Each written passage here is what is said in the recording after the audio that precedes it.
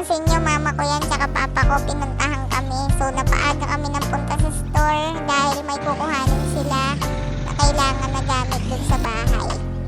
At ayun, sumaglit lang naman sila tapos umuwi na rin. So tara, samahan nyo ako ulit magbukas ng aming store. Medyo makulimlim ngayong araw.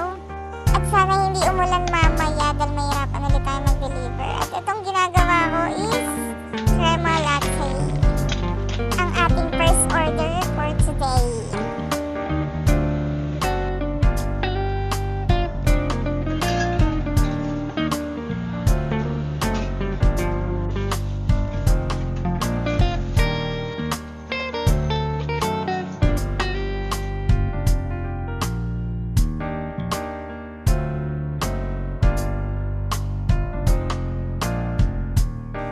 Ito na nga, matatakam kayo dito sa flavor na to dahil isa to sa mga bestseller ko nung nasa bahay pa kami nagtitinda. This one is brown sugar.